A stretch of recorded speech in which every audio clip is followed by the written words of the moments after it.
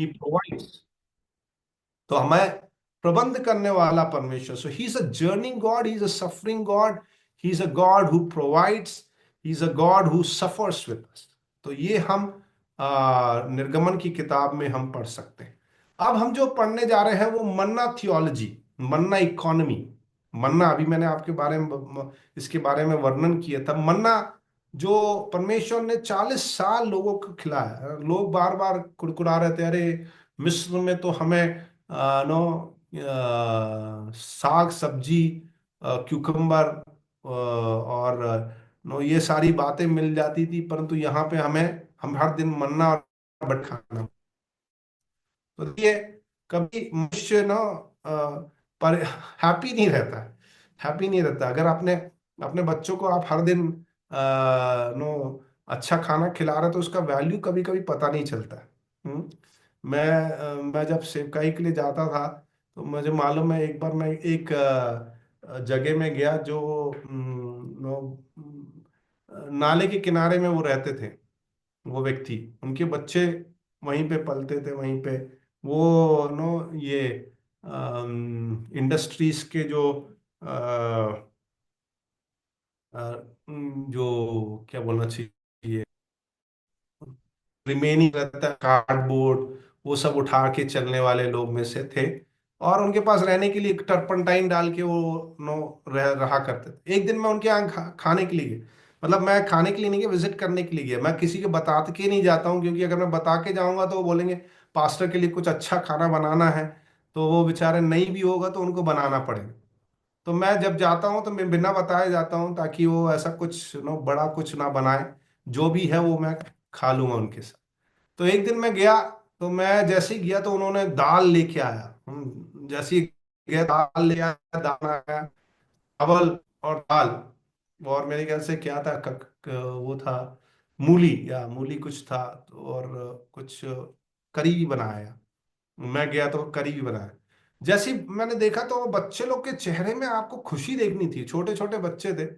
उन लोग बेचारे हर दिन मेरे ख्याल से चावल और यही कुछ खाते होंगे, ज्यादा कुछ उस दिन नो थोड़ा सा अंडा करी था कि चिकन करी था, कुछ उन्होंने बनाया जल्दी से। मैंने नहीं भी बोला तो भी माने नहीं, तो जो भी बनाया, उस दिन मैंने बच्चों के चेहरे में देखा खुशी, वो मैं अभी भी भूलता नहीं हूँ। बहुत साल की बात है, वो करीबन 10 साल की पहले की बात है, 10 साल से उससे पहले की बात होगी।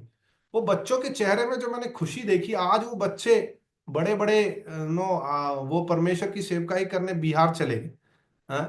और आज बहुत सारी कलीसिया, बहुत सारे लोग उनकी कलीसिया में आते हैं। कौन था वो? साधारण सा व्यक्ति, कोई बड़ी शिक्षा उसके पास नहीं थी।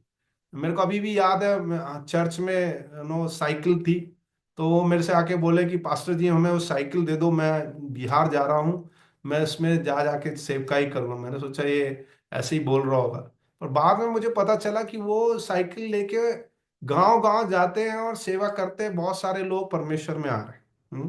कौन था? जो ये जो क्या बोलना है, कबाड़ी। कबाड़ी, कबाड़ी के रूप में जो वो सब उठाने वाले व्यक्ति। और उनके बच्चे आज अच्छे स्तर पे हो गए, अच्छे स्तर पे। मेरे को अभी पता चला, कल मेरे किसी से बात कर रहा था तो बोल रहे थे कि वो बच्चे जो मैंने देखे थे छोटे छोटे, वो अच्छे स्तर में अभी पढ़ाई कर रहे हैं, अध्ययन कर रहे हैं। तो मैं ये कहना चाहता हूँ कि परमेश्वर किसी का भी मोहताज नहीं होता। जब हम परमेश्वर के लिए निकल पड़ते हैं, हमारी संघर्ष बड़ी यात्रा में, परमेश्वर हमारे यात्रा में हमारे साथ बना रहता है, और हमें कभी छोड़ने वाला परमेश्वर नहीं, विश्वास योग्य परमेश्वर।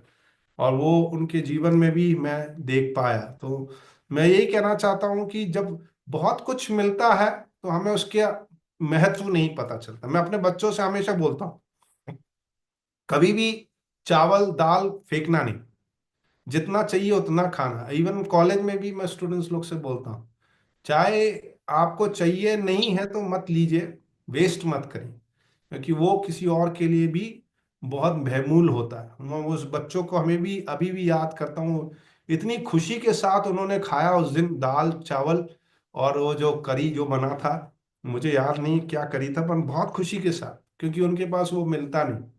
तो हमें इस बात को याद रखना चाहिए कि परमेश्वर जब हमें देता है, ये इनके साथ भी हुआ, उन लोग सब कुछ अच्छा अच्छा खा रहे थे तो उनको पुरानी बातें याद आ रही। तो ये मन्ना थियोलॉजी हमें इस बात को बताता है कि परमेश्वर सारी बातों को प्रबंध करने वाला परमेश्वर है, and he is a god who provides us. At the same time he is a God, वो ऐसा परमेश्वर है जो सारे लोगों के लिए एक समान नो उन एक समान का दर्शन रखता है। इसलिए वहां पे लिखा है कि जितना जरूरी है उतना ही ले, बहुत ज्यादा लेके रखने से कल उसका फायदा नहीं होगा। इसलिए मन्ना थियोलॉजी हमें बताता है that shall be enough material for all, सबके लिए पर्याप्त है, सबके लिए पर्याप्त, चाहे वो कोई भी गोत्र से क्यों ना हो, परंतु परमेश्वर सबके लिए पर्याप्त करने वाला परमेश्वर है। दूसरी बात यह है, कोई भी वहां पे भूखा या भुखमरी में नहीं रहेगा। मन्ना थियोलॉजी हमें इस बात को बताता है कि परमेश्वर सबको पर्याप्त करने वाला परमेश्वर है, वहां पे भूखा नहीं रहेगा, सबके लिए रहेगा खाना। And weak and vulnerable are protected, जो कमजोर हैं, जो चल नहीं सकते, जैसे बुजुर्ग माता पिता हैं जो चल नहीं सकते, उनके लिए भी परमेश्वर ख्याल करता है, उनके लिए भी प्रबंध कराता है। Weak and vulnerable are also protected, उनको भी परमेश्वर देखभाल करता है। और यहाँ पे हम देखते हैं कि परमेश्वर जो जो लैंड है और जानवर सबको ध्यान देने वाला परमेश्वर। तो परमेश्वर ने जब छुटकारा दिला के सबको लेके आया, तो परमेश्वर सबके लिए प्रबंध करने वाला परमेश्वर, चाहे वो जानवर हो, चाहे लोग हो, चाहे बाद में जब जब जमीन भी मिल गया उसके लिए भी परमेश्वर बहुत ही ध्यान देने वाला। सारे लोगों को, सारे गोत्र के लोगों को, सारे परिवारों को समांतर रूप में उनके उनके जितने नंबर के हिसाब से लैंड प्रबंध करने वाला परमेश्वर। ऐसा नहीं कि जोएल एक व्यक्ति है तो उसको अभी अभी का जो हम देखते हैं आज के संदर्भ में, कुछ कुछ लोग कितने हजारों करोड़ों रुपए शादी के लिए खर्चा करते हैं। अभी मैंने रिसेंटली पढ़ा, सबसे महंगा शादी कराया था किसी का, और वो शादी अभी भी ठीक से चल नहीं रहा, वो डिवोर्स हो गया। बहुत खर्चा करा। मित्तल मित्तल ग्रुप का, अच्छा आई थिंक कहीं में मैंने पढ़ा, आपने भी पढ़ा होगा, मित्तल ग्रुप का जो बेटी का शादी कराया था, वो अभी उन लोग डिवोर्स हो गए। बहुत बहुत पॉम्प एंड शो के साथ कराया था। तो परमेश्वर हमारा ऐसा नहीं है। परमेश्वर हमारा जो है वो सबको ध्यान रखने वाला परमेश्वर है, और सबको every one was given the land, सबको जमीन दिया गया, सबको उनके गोत्र के हिसाब से जमीन दिया गया। सो हमारे जीवन में हमें एक बात याद रखना है कि परमेश्वर मन्ना थियोलॉजी, मन्ना को प्रबंध करने के साथ ये दिखाता है कि हमें एक दूसरे के साथ शेयर करना बहुत जरूरी, शेयर करना बहुत जरूरी है। और जो हम कंजप्शन करते हैं उसको हमें ध्यान में रखना है कि परमेश्वर ने जो दिया है उसको हम सही रीति से उसका इस्तेमाल कर सकें, और उसका इस्तेमाल कर सकें और सबके लिए वो बराबर के रूप में प्राप्त हो सके। तो ये परमेश्वर की दया है, परमेश्वर की देन है, और उसको बड़े कृतज्ञता के साथ हमें उसको इस्तेमाल करना जरूरी है। जितना जरूरी है उतना ही इसलिए गांधी जी ने सही कहा है कि the nature has enough to provide to the needs of the people, not to the greeds of the लोगों की जरूरत के हिसाब से उनको प्रबंध करने के लिए परमेश्वर ने सब कुछ सुचारू रूप से रखा है, परंतु जो हमारा लोभ है इसको परमेश्वर ने पूर्ण करने के लिए नहीं रखा। तो ये मन्ना थियोलॉजी हमें इस बात को भी बताता है कि हमें एक अच्छे स्टीवर्ड के रूप में, हमें एक भंडारीपन के रूप में हमें जीना बहुत जरूरी है, जहां पे हर एक मनुष्य, पुरुष हो या स्त्री हो, बच्चा हो चाहे स्लेव हो, सबके लिए परमेश्वर ने एक योजना रखी है, और उस योजना के तहत सबको आगे बढ़ना बहुत जरूरी है। तो यहाँ पे हम देखते हैं कि 25 से 40 अध्याय में टेबरनैकल के बारे में, टेबरनैकल 25 से 31 अध्याय में हम देख सकते हैं टेबरनैकल, जहाँ पे परमेश्वर मिलाप करता था, तंबू, जहाँ पे परमेश्वर मिलाप का तंबू में जब आया करता था, वहां पे परमेश्वर सबके साथ लोगों के साथ अपनी संगति को बनाए रखता था। पौलुस भी उसके बारे में बता रहा है। पर्पस ऑफ द टेबरनेकल 25 का 1 से 9 में आप देख सकते हैं क्या है इसका उद्देश्य। नो, ये एक ऐसा सेंचुरी रहेगा जहां पर मैं वास करूंगा। निर्गमन 25 का 8। No, tabernacle was design to symbolise God's presence. जो तंबू था वो परमेश्वर की उपस्थिति को दर्शाने के लिए और उसकी आराधना करने के लिए वहां पे बनाया। और आर्क ऑफ कवनेंट, संदूक, नो, संदूक जो वाचा का संदूक भी रखा जाता था उस तंबू में।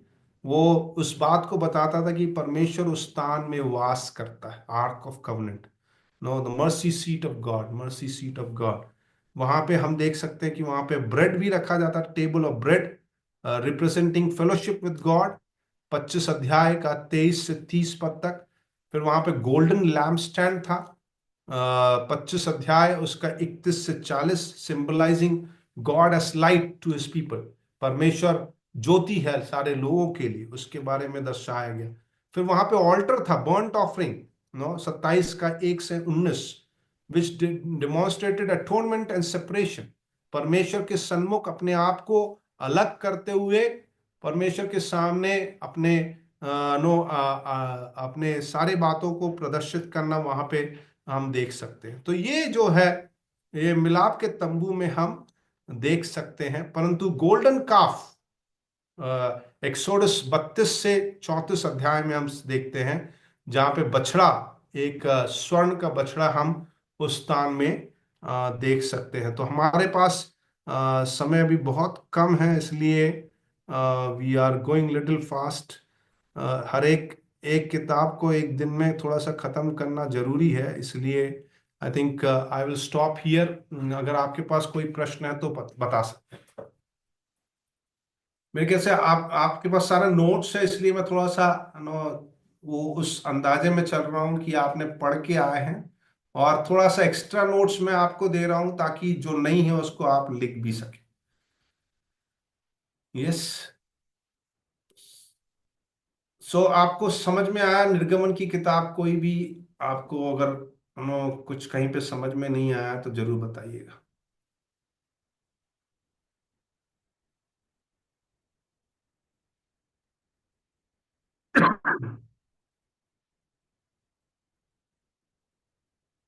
तो मैं हमेशा बोलता हूँ, या आपकी चुप्पी इस बात को दर्शाती, या तो आपको समझ में आ गया या तो कुछ भी समझ में नहीं आया।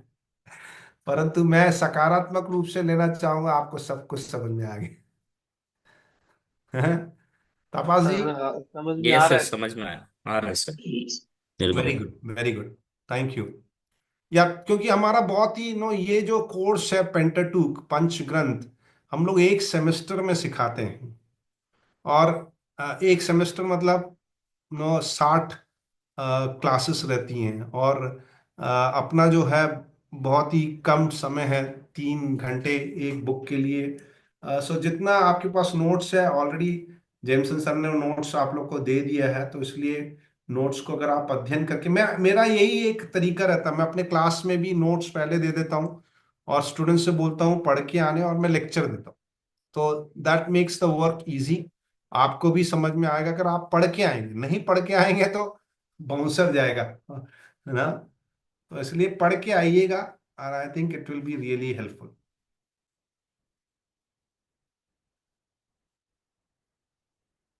ठीक है।